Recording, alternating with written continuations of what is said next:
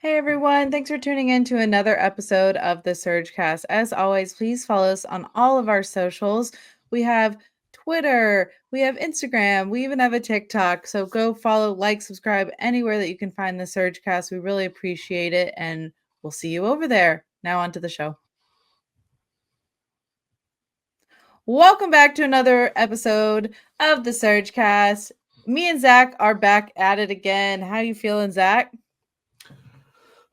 Doing good. It's kind of crazy to think we only have 5 regular season games left, and then we have playoff hockey in about 10 or so days. So it's weird that we're finally kind of towards the end of this whole thing. We thought, oh, this season's going to last a while. Before you know it, here's a handful of games left. Next thing you know, it's the second part of the season. But how are you doing, Kat? Same. I was looking at the schedule, and instead of having to scroll down and see the next couple games, it was like, oh, nope, I'm at the bottom of it. So, um, Yeah. Oh, I want you're on your Canes app. You're like, oh yeah, that's. we I we wanted to got click out of over. March, which was like super busy, and like, of course, we go into April, and they have a bunch of road games. So Mhm. I feel like I'm on this weird break, but I know it's about to ramp up. And of course, like looking at my schedule, people are going, "Hey, can you hang out this day?" And I'm like, "Yes." Then I'm like, yes, tentatively, the playoffs aren't scheduled yet. It's like, yes, but yeah, that's how I am too. Because I'm like, all right, what days can I drive up from South Carolina to cover them in person? So trying to figure all that stuff out. So yeah, I hear you. Where it's like, I can't agree yet, but Yeah. we'll see. But yeah, it's wild that the playoffs are basically almost here. So and Yeah. it's going to be electric, but at the same time, we're like, wow, that went fast.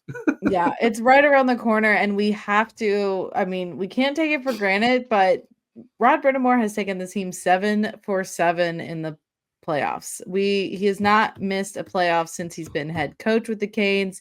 He's the Yeah. fourth longest current playoff streak in the NHL, behind Toronto, Colorado, and Tampa, and the fifth longest playoff streak to start a coaching career. So every time someone comes to me and kind of is like, "Hey, maybe we shouldn't go with Rod anymore," I'm just kind of like, let me just hand you this piece of paper of all the things he's done.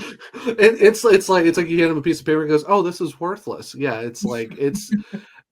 the thing too is I think he's the longest active coach right now with that 7-for-7, which is insane to think about. Like, and I mentioned this before, like before Rob became head coach, we had 5 playoff appearances total as a franchise from 97 until 2018-19.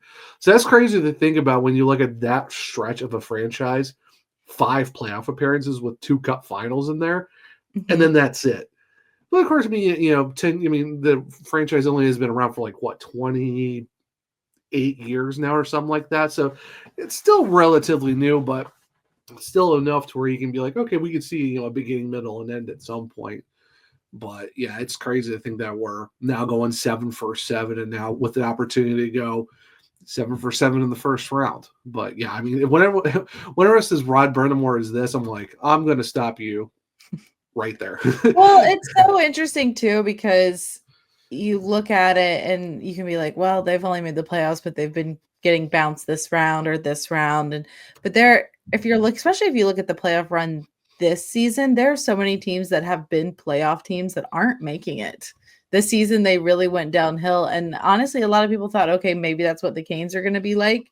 And Rod was like, no, don't not gonna subscribe to that, and we're Yeah. just gonna keep on doing the normal Canes, push through everything, power to the finish. And I mean, here we are again. We're second in our division. hmm Yeah, fighting for the second seed in the East, and you finally look at, because you look at the other teams that you already mentioned, Toronto, Colorado, Tampa, all have, they're going 8-for-8. But here's the thing, though, it took Colorado a good bit to go over the hump to get their Stanley Cup in 2022. They had a lot of second round bounces as well. Toronto has gotten bounced in the first round, 6 of the last 7 years. The only Mhm. one they beat was Tampa, and Tampa's lost multiple first rounds to a bunch of different teams, Toronto being one of them. They've also, we all remember what happened against Columbus. So, I mean, let's not say that, like, oh, well, the Hurricanes get bounced in the second round. Well, I mean, they've gotten farther than some teams have. So it's not like, we're, first round merchants I like these do other teams who get in and I get do automatically feel bounced every year. Yeah, so like with Toronto, it's a running joke. With Tampa, I feel like a lot of people give them grace because they won back to back. Right. So they give them the grace on that, but after that, they are a continual exit. So I don't Like I know. said, took It's really Colorado based. too took forever. So It's really based on, yeah. Honestly, it's like recency bias. Like if it's been recent, everyone's like, "Oh yeah, that's fine." And then if it's like okay after time, everyone starts to get like, "Oh, you're not really doing much." It's like, would you rather not make playoffs? That's different. But yeah, I mean, when you look at where, I mean, I look at this year, the Rangers are probably not going to make it. Islanders aren't going to make it. Pittsburgh's not making it, and you Bruins not get gonna make it. that's what I'm saying. Yeah, and now you get the Canadians who haven't been there in a while. They're probably going to get in. Ottawa just clinched for the first time since 2017. So we're getting some relatively newer teams into the playoffs now instead of the usual suspects. I mean, Washington missed Washington barely got in last year, but they got absolutely steamrolled by the Rangers. Now they're in a fight for the Presidents. But now you got us again, New Jersey once again, and then it's you look at the Atlantic. It's Toronto, it's Tampa, it's Florida. So I mean, you're getting some new wild card teams. You have a team that's moving up from a wild card to a number one in the Metro. Then you look at out west. It's almost the same cast of characters out west too. I mean, you still have a lot of battles out there. So in reality, it's still kind of same faces for the most part, outside of maybe a couple of new ones. But if you're Carolina, I mean, I would rather have at least getting into the playoffs and have instead of what Buffalo's going through for what should be their 14th straight season to miss in the playoffs. I mean, Yeah, I'd they're rather kind of get in. stuck in limbo. Yeah, I'd rather get in instead of being where the Hurricanes were, where they were too good for a while for a franchise for the lottery, but not good enough for the playoffs. So Mhm.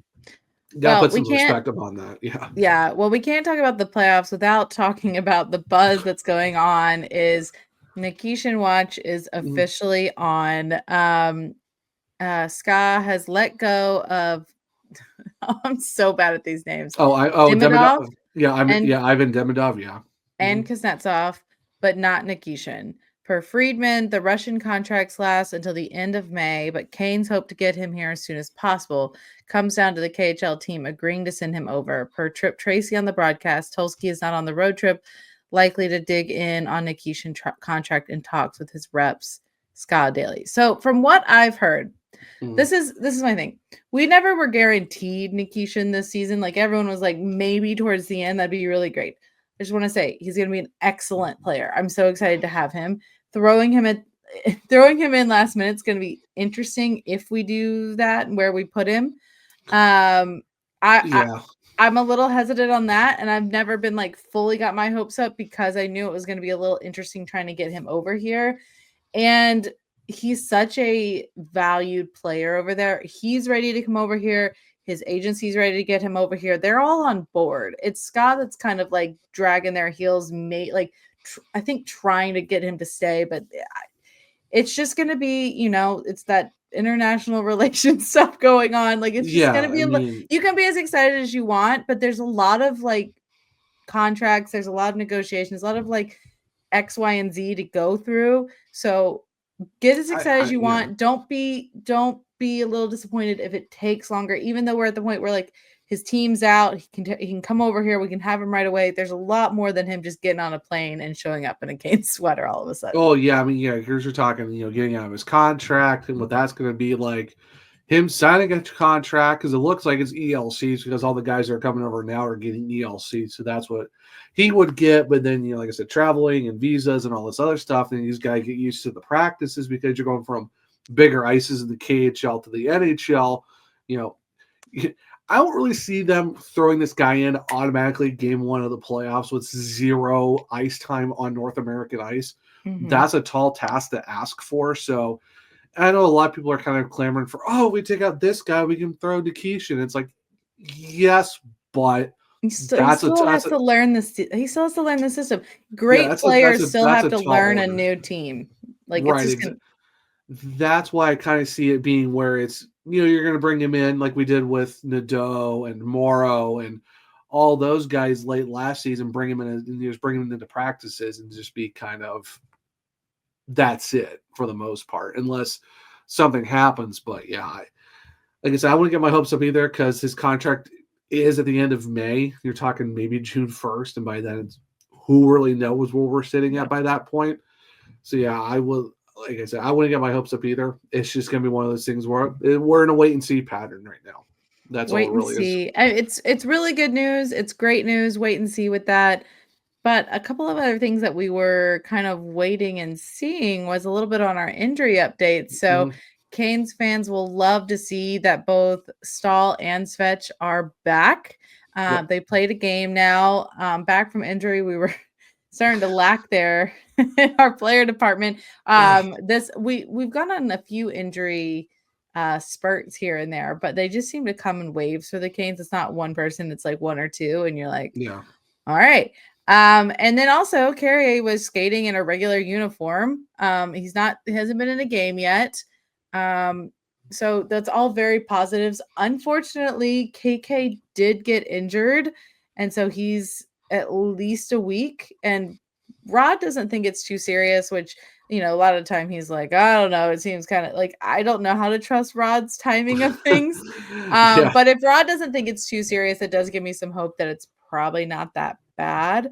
Yeah. But this is the time of the season where if you're injured, you're not coming back right away because they don't want to rush anything and be like you get injured before playoffs. Like, well, let me say you get more injured before playoffs. Yeah, the last thing you want is a bunch of guys to, what happened to Esper Foss last season. You don't want to lose them at the last game of the season and then you're out for the playoffs. So yeah, it's a lot of precaution.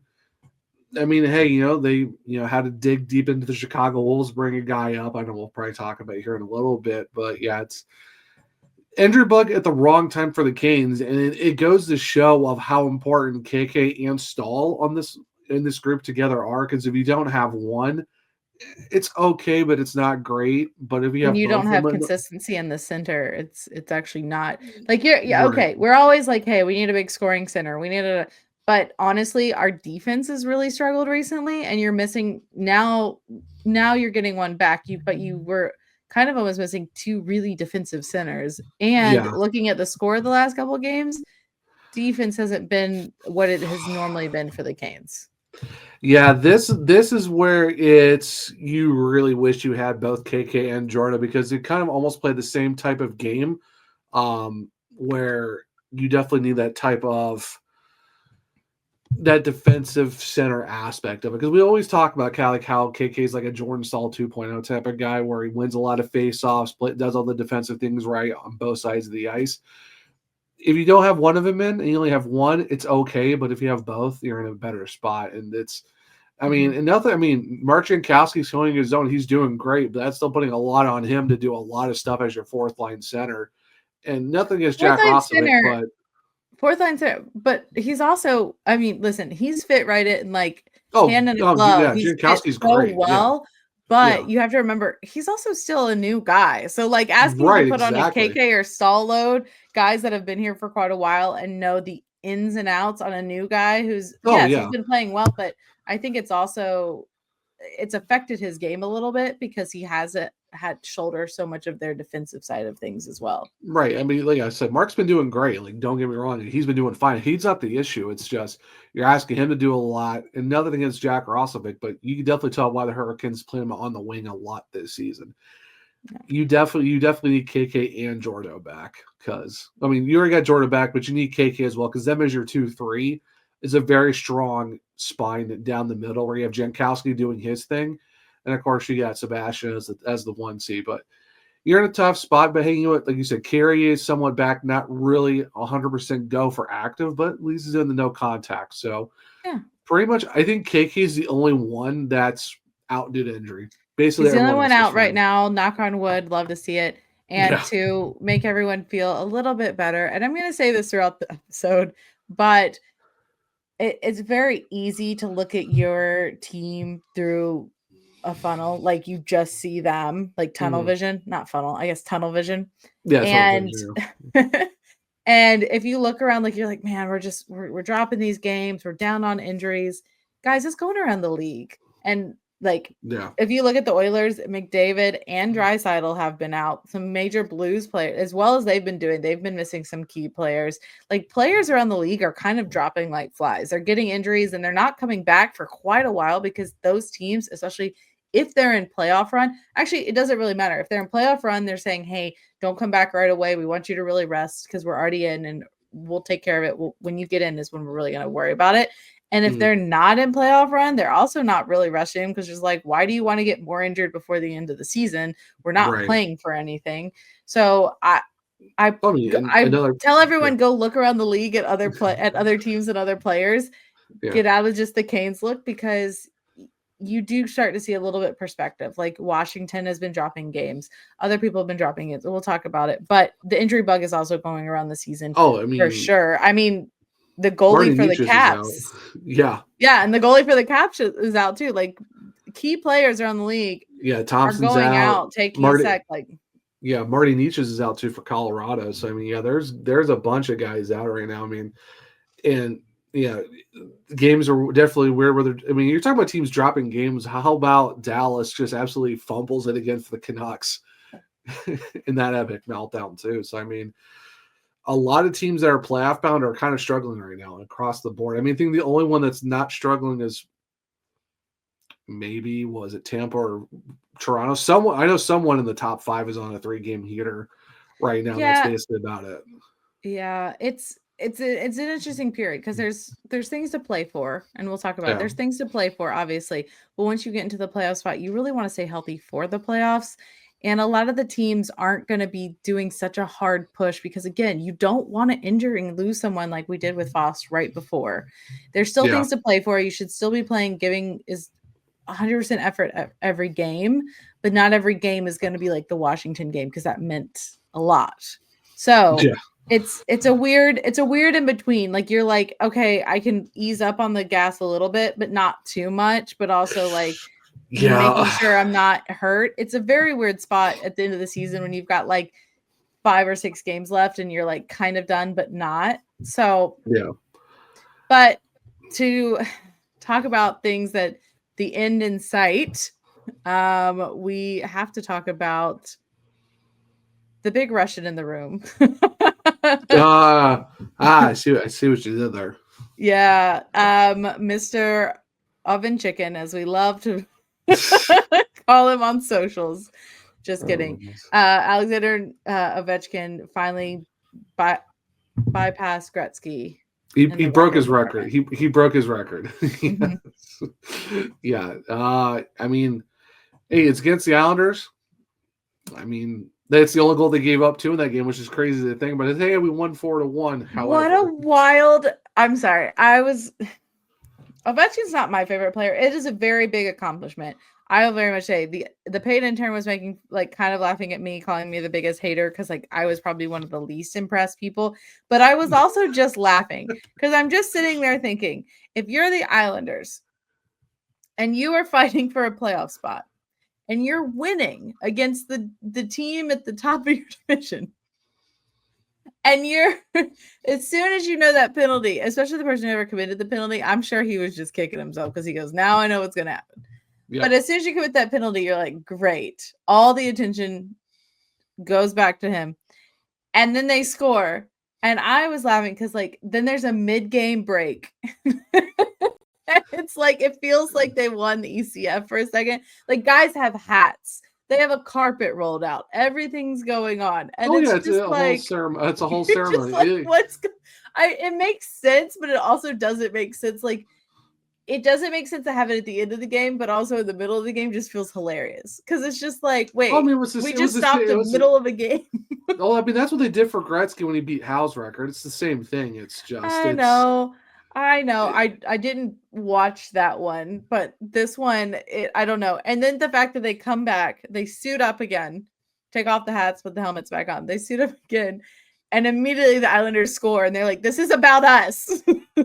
This game is about us. Yeah, I mean, hey, you know what? It wasn't us. It wasn't us, Kat. It wasn't us. Thankfully, it didn't happen. Chicago almost – I would have felt bad for Spencer Knight. He's like, hey, congratulations. You let Ovi score a hat trick on you to break the record. That would have been tough. that was yes and no. Like that was also my one argument was I was like, you didn't score the empty net goal. Like, you didn't want to end on an empty net goal. But you've scored a lot of these goals you've scored are empty net goals or power play goals or 5-on-3 goals. So I'm like, I don't know why we're holding that, because like it's an empty net goal, but also it's an empty net goal that would have been a hat trick, and you would have been in front of your home crowd, like at home. Yeah, so I don't really fully understand that. I kind of Poor respect Islanders. I respect the fact that he wants to do, because I mean, you want to break a record with goalie in the net. You don't want to be like, oh, I'm the greatest all-time scorer of all time, but I did it with an empty netter. Like it's kind of like, congratulations, but type of thing where it's like, yeah, but congratulations. But a lot of his goals are when he's on a man advantage. What does it matter if the goalie's in the net? Hey, the goalie's still in the net, whether it's a man advantage or not, man. So I mean, it's it's one of those things. It is what it is. But hey, you know what? The only thing that matters is wasn't against us. We're not part of the trivia question of who was in goal and who was the team that he broke the record against. What was the score of the game? What was the score of the game? I will know that. 4-1 Islanders, and Ilya Sorokin was in the net for his only goal against. I saw, and someone can, I mean, feel free to correct me if I actually get this wrong and someone was just like BSing it. But I'm pretty sure I saw that Gretzky, when he broke the record, it was also against the Islanders. I couldn't tell you about that. Someone, if you listen and you like want to comment, send me a thing telling me like, hey, actually that's wrong. Feel free to tell me that. But I'm you know what? As you talk, I will actually look that up to let you know. But so it's interesting though, because so that's been their whole like the main talk of the Capitals for so long is Ovi reaching this record. So now it's like, oh wait, now let's fully focus on playoffs. Let's focus on maybe doing the President's Cup. And Vancouver Canucks. Oh, it was against the Canucks? Yep. He did it against the Canucks. Okay. Yeah. Well, then someone was lying. You live and you learn. Oh, it was going to be very poetic. his 802nd came on the Canucks. So, yeah. So, what was when was his 894th? Oh, I don't know about that. I just know like he broke Gordie Howe's record. No, I think I'm saying is I think his last one was against the Islanders. So, his 894th point was against the Islanders. Oh, and the Islanders are where Ovechkin broke it. It could have been. At that time, he was with the Rangers, so it's talking 1999, I believe. So again, I guess I could always ask Kane Statbrand just to be safe. But anyway, it's interesting where I told you it was like kind of those interesting few games at the end of the season. It's definitely interesting for Washington because again, they've hit that goal. Now they have to focus on the other goals, but they've also been struggling. Yeah. I mean, we just talked about even though they hit that goal, they lost to the Islanders 4-1. They've lost to a lot of not so great teams as of late too. Mm-hmm. So it's not just us. Yeah, surprisingly enough, it's not just us, but I mean luckily we don't have to pull that Band-Aid off quite yet, but I know we haven't talked since the big game last week, Kat.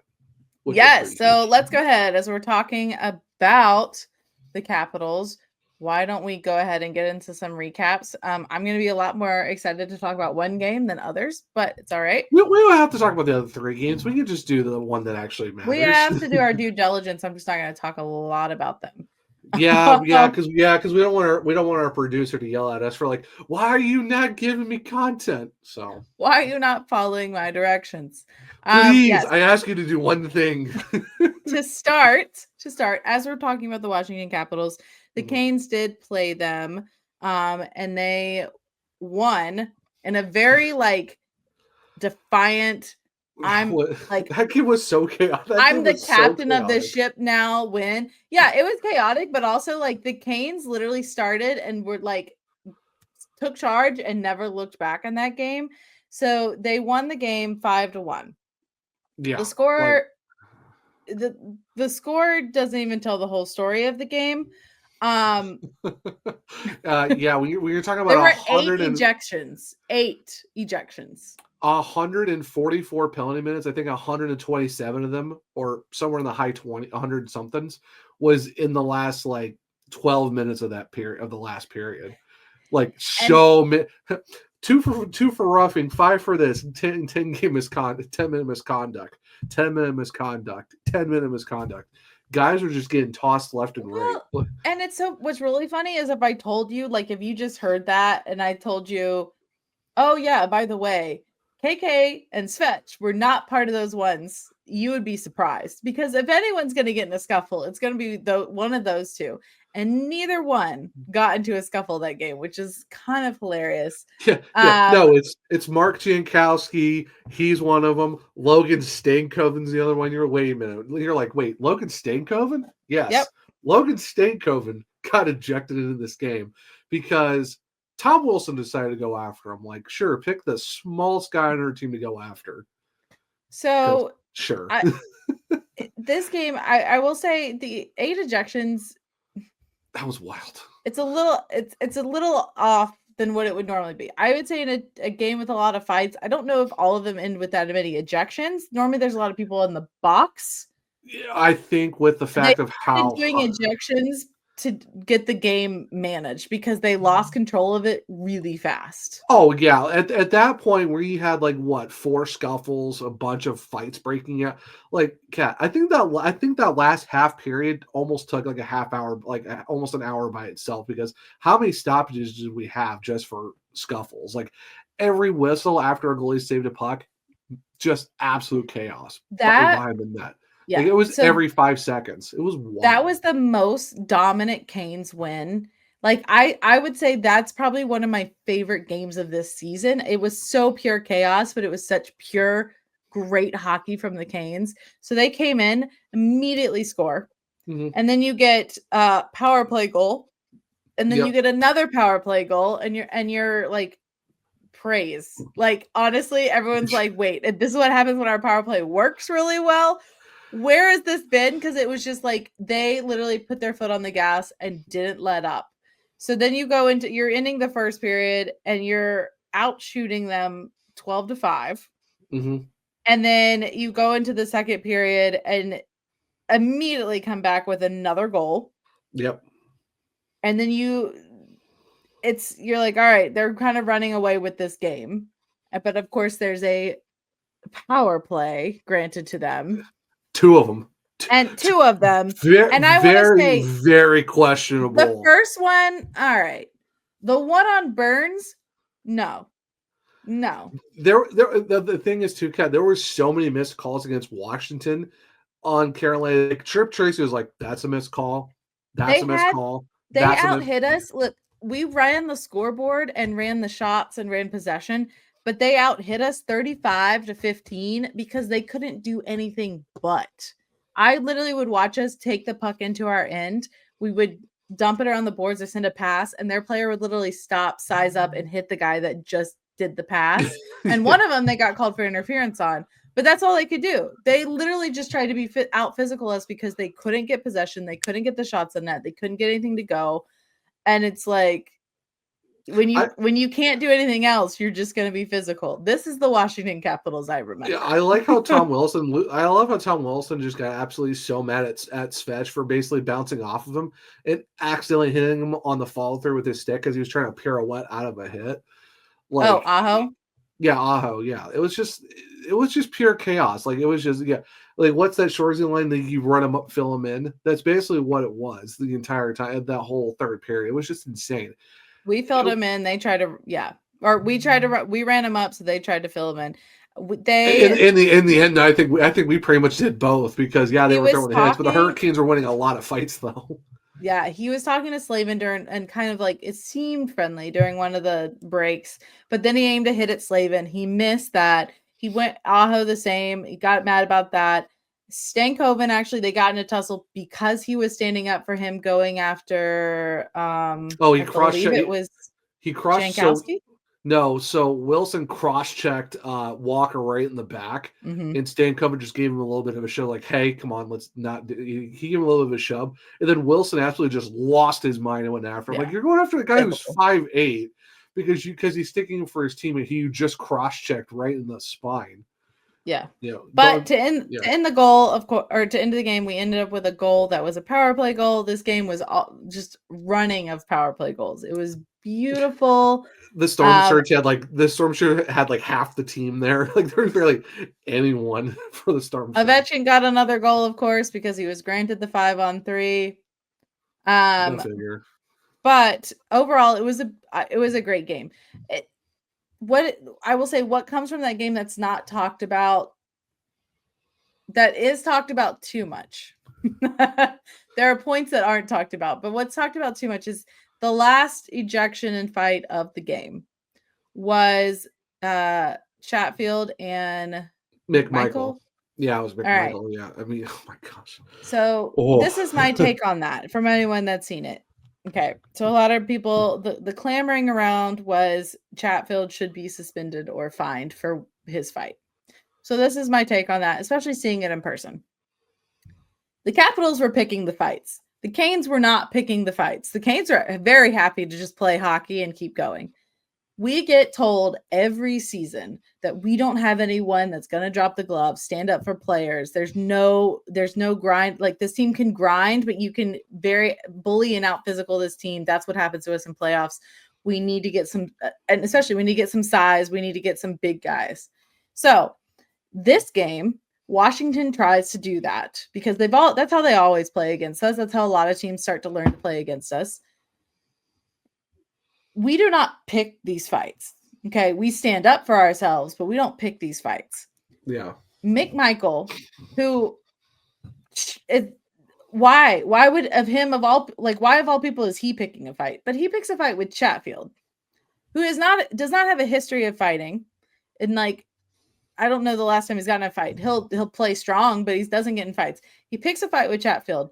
If you watch the play, he has Chatfield's hand, like he's holding onto his hand so he can't get his hand free to actually throw punches. A lot of people are saying, why was it Chatfield? Why didn't you just square up and do punches like the normal fights, the etiquette of the fights? I don't understand how there's an unwritten rule of etiquette in fights. It's fighting, but whatever. He can't get his hand free. And so then Chatfield just goes, he's trying, you can literally see him trying to pull his hand back to throw fights, and the guy's holding on to him, but McMichael's not really throwing fights. It's just this weird, tug of war on each other's jerseys. Chatfield, with all the credit to Billy in the strength room, literally says, fine, if you're not going to let me go and we're not actually going to do this, and a lot of people are going to say it's a slew foot. I don't think it's a slow foot. I think it's a guy on the ice with a wide stance, bracing himself as he tosses a guy down. There's always some sort of takedown in a fight. All right. I don't know how I was suddenly critiquing how we do the takedown, but he does the takedown. It's not the new. We see it almost at least 5 times, 6 times a year. You always see the same exact tech. It's the same takedown every other guy does. Saying he placed his leg behind him and tripped him. If anything, they're on ice, guys. They're not going to have the most steady, narrow stance. He's literally bracing himself to toss him down. Yeah, and I don't. The way he tosses him over, that's how the momentum's going to go. And you're like, wow, he really did that to a guy with no helmet, and he was vulnerable. He really could have hurt him. Tom Wilson against Artemi Panarin, remember that game? Everyone was losing their minds when he literally grabbed him by the hair, ripped his helmet off, and chalked him on the ground. I mean, let's not PK Subban is the king of slew foots. He slew footed so many guys in the league, in his career. Let's not act like that. This is some heinous thing that Chatfield did, where he doesn't have any record of this, and that's why you saw the AHL was there's nothing wrong here. We see this all the time. This isn't suspension worthy. So for the fact you got Chicklets, Dangle Podcast, and all these guys saying, "Oh, should there be a suspension?" What are we doing here? What are we doing? What are we doing here? But also, they're like, "You didn't have a helmet on. He wasn't protected." Okay, so I'm sorry. So you're gonna tell me the guy he took off his own helmet and gloves because he initiated the fight. So the guy that initiated the fight, now you're concerned about how he's getting manhandled in the fight that he started. And then you're also going to be like, I'm sorry, you think the throw to the ice, but not a big punch to the head is going to give him some head trauma? All right, fine. Then why are we concerned on how we get injured? It's a fight. That's what's going to happen when you initiate it. I'm sorry, but like you fuck around, you're gonna find out in a fight. That's the whole point of it. That's literally what the Caps fans say. Like when we like, oh yeah, Ovechkin gave Svetch a concussion, and they're like, well, he shouldn't have picked a fight with Ovechkin. That's the result in it. You shouldn't have picked a fight with Chatfield if you didn't want to lose. All right, well, here, sorry. if everyone's worried about a guy without his helmet getting thrown into the ice here, then fine. Then the minute you lose a helmet, fight's done. There you go. There's your solution. Then the minute you lose your helmet, refs get in, break it up. You're done. If that's what we're gonna go for, because helmets fly off all the time. There's multiple takedowns. There's guys that get one punch KO'd and hit the ice. It happens. It's almost like there was no intent. There was no intent there to injure him. It's just he wouldn't let go. He just threw him down a normal takedown that we see a lot of times across the league. It happens all the time across the league. Also, I don't know why this one? Why is this also one to say he such didn't an issue? he didn't throw him head first into the ice. The takedown was he literally landed. He threw him on his back, on his chest, on his back, literally body. Yeah. Like, do you bounce a little bit from that? Sure, just like you do going into the boards. It happens a lot of fights. But I mean, we can't be concerned about head injury on that. If then you have the Capitals playing the Islanders, and Wilson goes after the guy with the bubble on his head and tries to take the bubble off, which is literally means the guy has something broken or something wrong on his face. And you're going, that's a guy with like history of this, but you guys are like, oh yeah, that's fine, he deserves it, that's Wilson, you guys go after him for nothing. You're like, but you're literally going after a guy who doesn't get in fights, but because he was initiated, he did fight and he won, and now you're complaining about how he won. And like I said, Wilson went after our smallest guy on the ice, who's 5'8" of all people, who also still didn't initiate it. He stood up for the guy that got cross-checked in the back. Yeah, like that's wild. Yeah, it's like you can't have it both ways. You can't be like, oh, Tom Wilson is such a dude, and then it's you get your receipts back, then it's a problem. No, you can't have it both ways. Either you just deal with whatever happens, and we're not saying we don't want guys to get injured. That's not what we're talking about. But it's like you can't like one thing, but then if it's done to you guys, you don't like it. It's like that's just not how it works here. If this was a common occurrence for Chatty, or if he needed to be fined if it was dangerous, okay. I'm just, my take on it is, after seasons of people telling us the Canes get bullied, they don't have enough fight back in them, the other teams can take advantages of us like physically. I'm really sick that when we actually fight back and actually like, okay, you want to fight us? We're down to scrap. And when we actually do it, the same people that have been saying, oh, the Canes are so weak, we just and then we actually fight back, and they complain about how we fight back. I'm just like, funny, what Kat? Do you want? What you want? You know what I've noticed this year? You don't really hear the Canes very much in certain circles unless it's something that we do that's, oh, let's go kick the Canes while they're down. Oh, let's go and talk about them when certain ABC thing happens. Like the Mikko Rantanen debacle. All we hear the entire time at the trade deadline and after, the Hurricanes got bad. They can't get guys that can't do this. This fight happens. Oh, he should be suspended. He should be doing this and should be doing that. Okay, then we beat the Capitals, and then it's like, oh, maybe the Canes are legit. But like that's like one time. Other than that, it's always something that goes our way. And I like Rod is so mad. He is so done with how I think him and I don't know about Tulsky, but I think they are just so sick of the national media this year because of all the crap they've been thrown at them since like January to now. I think they're pretty much just over it at this point. Well, so they have a right to be, because we're doing things that they have literally criticized us for not doing in the past. We're actually doing, and we're doing moves that other teams have done or have done something similar, and it's very typical. But we have finally done things that people have asked from us, whether it's making a trade, whether it's getting in a fight on the ice. These are things people have criticized us for. We finally do it, and they decide to point it out and be like, actually, you didn't do that right. I've told you to do that for seasons, but like now that you did it, actually, I have a problem with it still. So Yeah, because they're looking moving at the goalposts. It's moving the goalposts. That's all it is. It's looking at basically being Rod, it's being in a relationship where you try to do like you. Oh, I want you to do this. You go do it. Well, actually, not enough. So let's move it yeah. back. You get to that point. Let's move it back. That's all it is. It's moving the Mhm. goalposts and what you want the Canes to do. I don't see it for anyone else but Carolina. That's all it really is.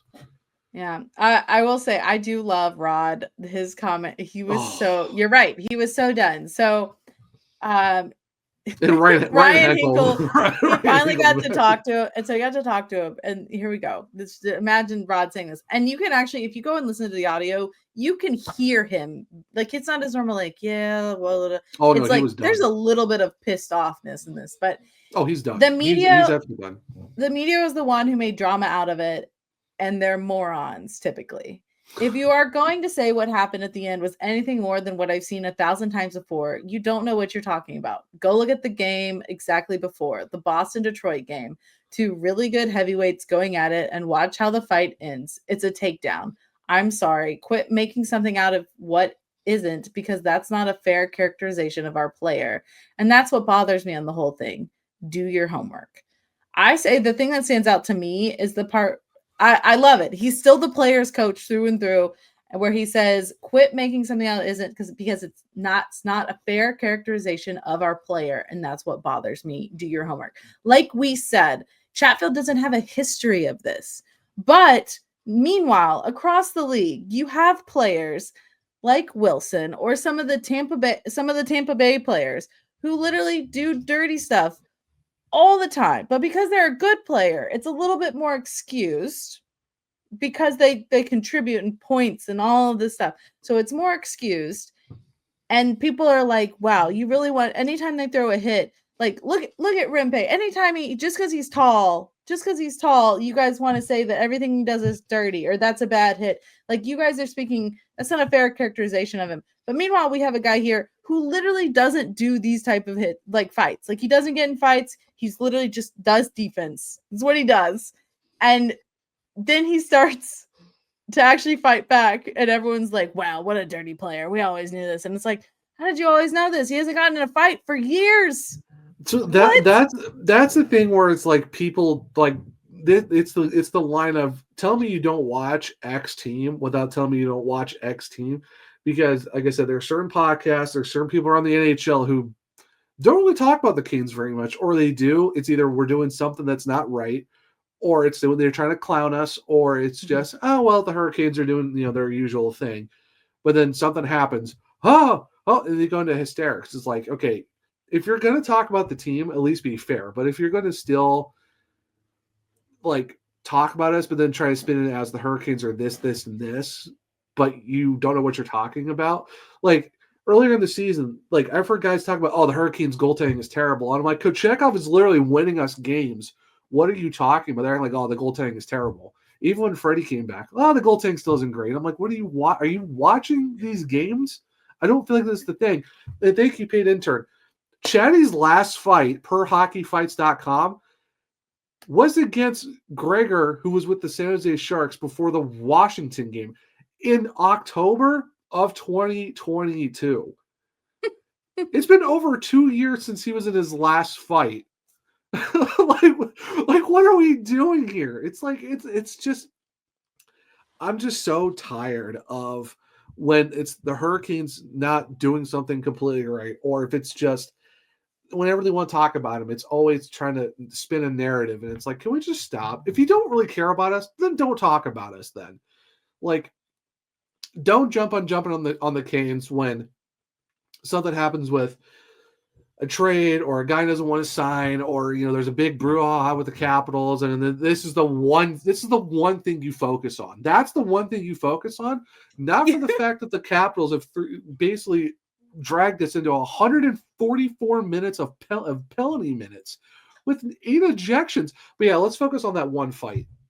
You focus on that one instead of the absolute, like, the Canes absolutely ruled that whole game, but that's what you focus on is that one fight that they started.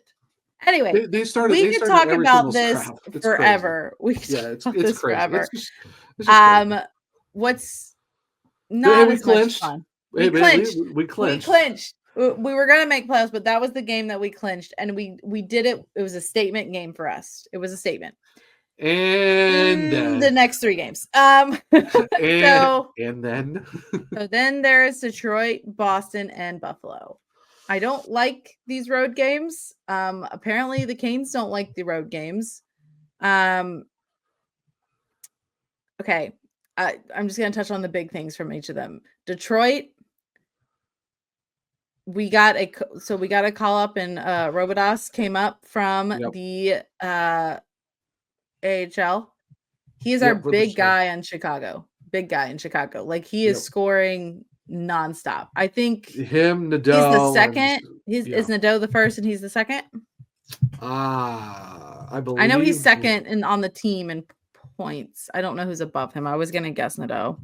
Give me a second, I'll let you know. But yeah. So that game didn't start the best. Unfortunately, the sadder part of that game is we wasted a Blake goal, which he had, even like when Blake scored a goal, he had even a better record than Jarvis on our winning percentile when he scores. So we sadly broke that. Right. So Robidas is second in goals. Bradley Nadeau actually has 29. But Robidas does lead in assists. No, sorry. He's second in assists with 31. He's behind Ryan Suzuki's 44. My goodness. Points-wise, he is third on the team behind Nadeau and Suzuki, who both have 54 points. So, yeah. So Robidas second on the team in goals, third in assists. Listen, we just love collecting all of our short kings. Like, the Canes, listen. Yeah. In the true spirit of Johnny Gaudreau, the Canes are like, bet we're gonna play every 5'8" person we have. Honestly, try to throw a hit, they'll duck. I mean, hey, great for Robidas, though. Gets his first point with the assist in the Detroit game, and then I know we'll talk about more, but gets his first goal against Boston. Mm-hmm. But real quick shout out to the Chicago Wolves, though. They also did clinch for the caller of the segment. The Canes clinched for the playoffs too. But how about the fact that Bradley Nadeau's almost got 30 goals in his rookie season? I'm excited for that kid. That's gonna be fun to watch. Like, first year in pro hockey, 30 goals. Don't mind if I do. So yeah, the dude can pretty much score everywhere. But yeah, so Robidas came up first point. Love to see it. Yeah. So this was Piotr's game. I feel so bad for Piotr, man. Like, Piotr is in a slump. Straight up, we talked about it a little bit with Ray, but Piotr's in a slump. He's a little bit in his head. He's letting into some interesting things. But I will say, to echo Rod, who is a very strong goalie defender, it is also the guys playing in front of him. We're not exactly when the goalies play bad is one thing. Like, we've seen the games where we've been winning by a bunch or we're up a few goals, and then like Freddie makes a weird pass and they get a goal, or he misplays it. Piotr does something weird, misplays it, they get a goal. A goalie can play bad, but when the team around them isn't helping, it looks worse. It exacerbates the problem. Yeah. It exacerbates the problem. Because go back to the Kings game. I think Piotr in his last 3 starts has been absolutely hung to dry by the team in front of him. Because you look at the LA Kings game, they could have won a 50-50 battle. Yeah, they threw pucks on net, Kemper standing on his head, but they did nothing to really help him. Of course, he had 3 posts, 1 off his skate, nothing you can do about that. Then you look to, I forget what game it was, Detroit. Same thing. What the team wasn't really playing great in front of them. Took 10-15 minutes to get going. By then you're down 2 goals, bad turnovers, just not great plays. And then you look, against Buffalo, lackadaisical in your own zone, gave him a puck to Tuck to score a goal. You gave Thompson the opportunity. No, sorry, it was the Peterka goal. You gave Thompson the opportunity to beat you. You have a horrible face-off draw where you let Tuck absolutely just torch you into your own zone shorthanded. And then you play lackadaisical puck in the zone, and you get pickpocketed by Peterka, and he scores. It was just is there a couple goals you can put in Piotr? Yeah, you can, because he's in his head. But I also say the team in front of him absolutely let him out the drive for the last 3 games. Like I don't know what, like this is the problem we had earlier this season where he was doing everything, but the team in front of him wasn't doing much to help him out. And goaltending still, I don't think the goaltending has been the full issue. Is when this team is their foot off the gas and doesn't play their style of hockey and it's very sloppy, then the goalies just get absolutely crushed. In really bad games that don't reflect it on them, but everyone looks at the goalie as the issue. But it's like you said, if the team's not playing good in front of you, like the last 3 starts for Piotr, it's hurting his confidence because it's like, well, what can I do? A lot of it, there's people like he needs to make those saves, or we need a goalie that's going to like make these crazy saves, save the game. Okay. I agree. If it's a really close game, or if it's like that kind of like a goalie battle, or like, and like he makes this crazy save to keep you in the game or whatever. After a while, a breakaway or a take a bad turnover and they're just nonstop one-on-one with him or have an easy chance, like, yeah, he's gonna save some of those. But if you already have a goalie a little bit in his head, that's gonna like he can't make a crazy save on all of those. And so it's not just him, it's the team in front of him. I'm going to say straight up, yes, Piotr is in his head. For a lot of people are saying, like, maybe he's not with the Canes in a season. Maybe all of this stuff. I'm done. Let it go. I'm done with this narrative. If we also want to look, if you want to keep looking, so we'll move on from Detroit. So that was Piotr's game. You move on from Detroit. Oh, Boston. Oh, you look over at Boston. And unfortunately... A 10-game losing streak. They were on a 10-game losing streak. Okay, they're on a 10-game losing streak, but they also just beat the Devils. So I'm okay. I'm telling you, these teams that at the bottom and they have nothing to lose. I understand. No, that's fine. Nothing to lose, and they don't care. They have more urgency to win because they're like, I'm tired of losing. I understand that, but still though, like you cannot let a team who's lost 10 in a row to bully looking at that score 5-1. Oh, possible hat trick too. How about that? I think we had a different goalie in net, a goalie that we have turned the tides and started really praising because he's been on a hot streak. But look, maybe it's not the goalie, maybe it's the team not showing up in front of them again. Jeez, I think I've been saying this all season. I mean, that top line. That top line was absolutely destroying. Paus had a hat trick. Unfortunately, KK went out that game with injury. Of course, Morgan Geekie scored. Elias Lindholm scored. So, of course, the free space on the bingo card, 2 former Canes scoring against us quick and early, and then Pastrnak goes for a natural Hattie.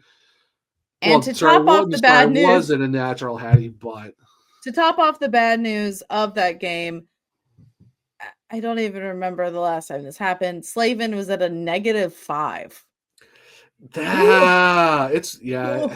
When you talk about not being your night, if you're one of your best players, and that's it, that's not your night. But to be fair to Jacob Slavin, his partner has not been good for a while, and he's getting absolutely torched on having to do everything by himself. Yep. So, do I hang that -5 on Slavin? Not completely. No. I'm saying an altogether effort of that game. Oh, everyone's stuck. It makes sense. Everyone's stuck. Yeah. It's like, did you watch the game? It's like, yeah, we all did. The whole team stunk for a second game in a row. Yeah. I'm sorry. You cannot start late in back-to-back games. I know you clinch, but there's no reason why you should have lost to teams you've already beaten this year twice. Yeah. The thing is, I know we're going to talk about Buffalo soon, but you got outscored 13-4 in 3 games to 3 teams who are not making the playoffs. I'm sorry. You just beat Washington. You have zero reason to get smacked 3 games in a row and get outscored 13-4. And one of them was a shutout to a team who's missing the playoffs for the however many years I've already said, 14. But on the positive note, before we move on to that, is Boston was winning 5-1 and 5-0, and to spoil it, Robidas got his first NHL goal and said, well, we at least got one on the board. And there's your positive note. There you go. Justin Robidas, hey, just like what Vasily Ponomarev did last year, gets a point in his first game and then gets a goal right after that. So, like you said, Kat, silver linings, you love to see a guy getting 2 points in his first 2 games. I think we've seen this story quite a lot. Yeah, silver linings. Now I'll move on to the next one. We'll talk about it. Buffalo, another loss for the Canes. I don't even want to say it's a better score because you actually didn't score a goal this game. No, It was a shutout by a former Cane and James Reimer. Of He got a course. shutout. I will say, I thought there were moments in this game the Canes played better. We did have some good opportunities, Yeah, but it was I'll give them still a credit for little that. too Yeah. late at times. Well, and I said that I previewed it for Locked On is you don't want to get beat by the three-headed monster of Paterka, Thompson, and Tuck. Yeah, guess who scored all 3 goals, Kat? Yeah. Thompson, Tuck, and Paterka. Thompson's 44th, Tuck's 34th, and Paterka's 24th, just because hockey loves to be poetic with just their sequential numbers of that fact. But yeah, like you said, yeah, they had opportunities. They out experienced Hurricanes hockey, absolutely shot the lights out against them. 33 shots. Unfortunately, none of them went in. Well, we had Buffalo a really scored good 3 first on 18. period. We had a Oh, really we good did. first period, and then you let up in the second. You give up an unassisted, and then you give up a shorthanded, and it's just That like, what are we shorthand, doing? that shorthand was brutal. I'm sorry, you cannot lose a face-off outside of Buffalo's zone, then let them get it to Tuck, who absolutely has a break. He's a even break. if you lose the face off, like that's like I understand it's that's fine. 50-50, but why are you letting him do that? Come on, guys. You have Alex Tuck on a breakaway going into your own zone. Like, what do you like? The face off is whatever, but you don't let a guy get a breakaway on you when you are the shorthanded team outside their zone. Speaking of breakaways, after all of this, I need a break. We'll talk about the upcoming games here shortly. We're going to take a quick break with our sponsors while we just take a break from ranting about fighting and losing and all of those fun things. Here's our sponsors. We'll be right back. The NHL season has been as predictable as a puck rolling on its edge. No one knows where it's going, but that just means there's more time for your favorite team to figure things out and games left for you to get in on the action at DraftKings Sportsbook, an official sports betting partner of the NHL. It's super easy for first-timers to get started. Try betting on something simple like picking a team to win. Go to the DraftKings Sportsbook app, select your team, and place your first bet. And if you are new to DraftKings, listen up. New customers bet $5 to get $150 in bonus bets instantly. Download the DraftKings Sportsbook app now and use code THPN. That's code THPN for new customers to get $150 in bonus bets instantly when you bet just $5. Only on DraftKings. The crown is yours. Hey, guess what, everyone? We are official affiliates of the NHL shop. You know what that means? Go shop. Go shop our link. If y'all listening, the link is nhlshop.75j.net/JEZ6B6. We have it Do you guys linked. remember that? You got that? Especially if you're driving. we have it linked in all of our socials, so make sure y'all go check it out. It's the same shopping experience as you would by just going to the normal NHL shop or through Fanatics, but it helps us out in the long run as well. So what can people find there, Kat? I mean, honestly, if you're looking to go shopping for things for the Carolina Hurricanes, maybe you have a friend that you kind of put up with that is a fan of another team and you want to get them something, maybe like a koozie or something. They can get their own jerseys if they're not Canes fans. But if they have some sale going on or anything and you're like, hey, I just want to buy something new, we just ask that when you think about that, go to our link and then do your shopping from there. That's really all you have to do. It's super easy. You don't even need a promo code. You don't need to remember all these ABC steps. Just go to our link, go ahead and go shopping and support your favorite podcast in the process. Yeah, we definitely recommend buying jerseys too. Well, yeah. But Canes jerseys especially. Well, any jersey is a good jersey bought through our NHL shop affiliate link. Again, the SurgeCast, an official affiliate of the NHL shop. All right. And once again, we always love to thank our wonderful sponsors and our paid intern. But let's roll right back into this. We started this talking about Washington, and we're right back at it as we're playing Washington in Washington.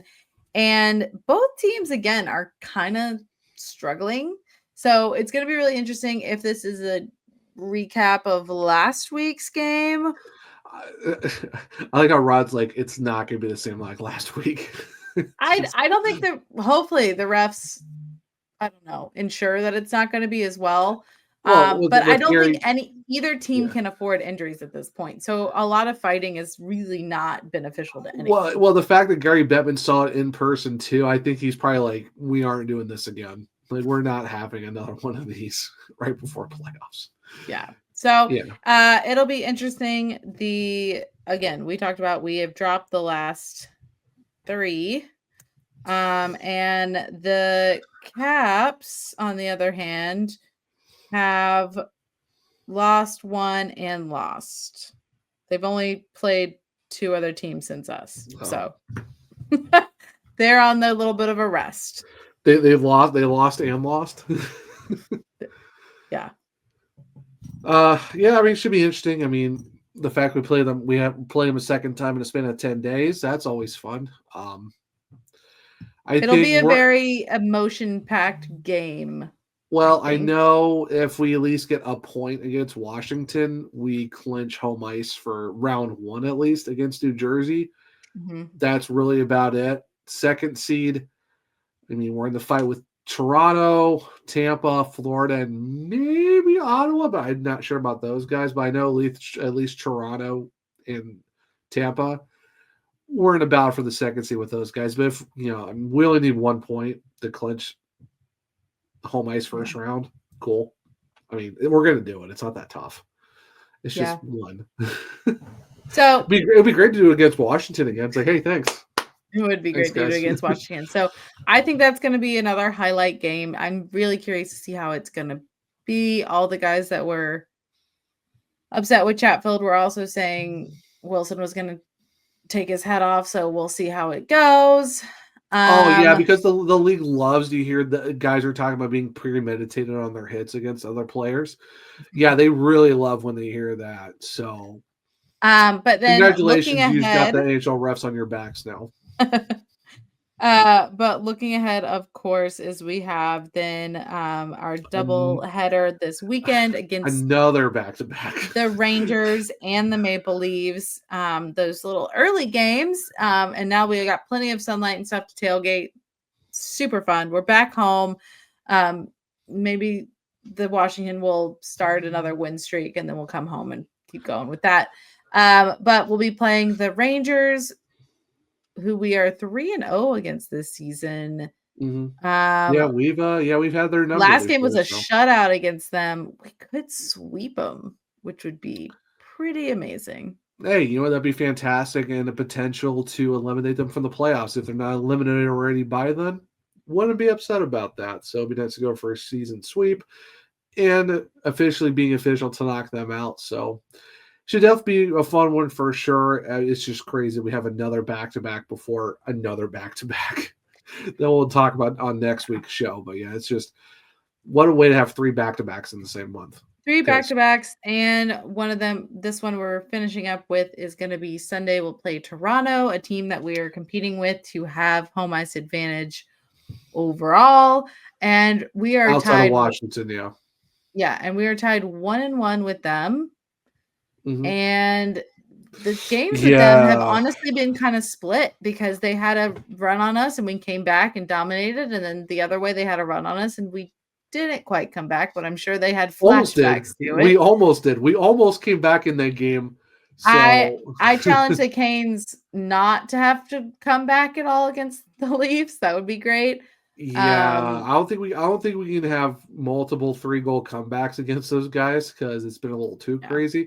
The thing, I know this one's gonna be very huge, Kat, because depending on where we are with them in the standings, either we can get ahead of them, or if we're already ahead of them by then we're talking about a 4-point swing. That will be the key piece of snagging the second seed in the East, at least. Mm-hmm. Outside of Washington, we can get home ice pretty much the entire way, even through the Eastern Conference Finals. So while there's not a lot to play for in the division, I would still love a second seed because, like I said, hey, there's home ice. You got that locked up. Then you just got to worry about however many Western Conference teams ahead of you if you make the Stanley Cup final. So there's still a lot to play for, and I think Sunday's game is going to be a very huge one in terms of how are we looking in that area of a second seed. So Yep. yes, please. No, ever since the David Ayers game, nothing's been normal against us against Toronto. Every game has been wacky. Yeah. Always insane games. Yeah. So with these games, honestly, yes, we've had a little bit of a slump here, but you need to come out strong against Washington to really prove, hey, the last game was against them was who we really are. We're here. We're going to make another statement. Like, yeah, we had a little bit of a slump. Yeah, we're kind of struggling, but this is who we are when we really play hockey. Love it if we could sweep a longtime rival who might not even make playoffs. I mean, that would just be icing on cake. There's no reason to really take your foot off the gas there. And then Toronto, that's a team you're potentially going to see. So you got to play well against them. I do love, it'll be interesting to see. Hopefully we get KK back against one of these teams. That would be great to see. And then maybe if Carrier starts skating with the team, it'll be interesting. But yeah, either way, we just need to start on a good note against Washington. We really do. Yeah, depending on if we get him back for this weekend or it might be next week's back-to-backs too. But the thing is, it's crazy is that even those after this weekend's back-to-back, the other back-to-back next week is also, it's like our next 4 of our last 5 are all playoff teams. Mm-hmm. Like outside of the Rangers, got Washington, Toronto, Montreal, and Ottawa. As of right now, those are the 4 playoff teams that are playing all 4 of them in the next 5 to get ready for the playoffs. And, and the thing too is we're 16, 19, and 3 on the road. Got to win the next 3 road games to go back to at least 500. Because what do we always talk about? Power play's got to be good in the playoffs, and you got to win on the road. Mm-hmm. So this is a big test to prove that you can win on the road again. Yep. And speaking of playoffs, we just got the news. We already kind of knew, but now it's official. We're going to be dancing with the Devils again in the first round of playoffs. And we'll talk a little bit more about that probably next week, go more in depth with it. Mm-hmm. But what are your thoughts, Zach? I know you said you felt like we keep seeing them, even though we've kind of only seen them once in quite a few years. I think it's just the I think it's just because of the fact that we see the same 3 metro, like not the division, but more of like that metro area of Rangers, Islanders, Devils so much in the playoffs. It's just kind of like, all right, facing these guys once again. So I mean, we beat them last time 4-1, great series. Did the job we needed to do back in the 23 second round playoffs. Hey, it's gonna be fun. Let's see if we can do it again. Go 7 for 7 in the first round. I know we'll talk about it more, but honestly, hey, we're back in. If you want to dance with the Devils again and be running with the Devils, as Van Halen says, all right, cool. We'll see how this goes and bring it on when the playoffs start. What about you, Kat? How do you feel about it? I feel good. It's kind of been set for a while now, so it's not really a big shock to me or anything. No, it's finally confirmed. I wouldn't really want to match up with another team in the first round. I kind of like starting with the Devils. It'll be an old rivalry, but both teams have had their struggles this season. I wish it was Columbus if they were able to figure it out and finish strong. That would have been a great matchup against them. Well, they were never going to be the Devils spot though. Well, if you asked a few weeks ago when they were on their run, there was a potential for it. Recently, no, just the wild card.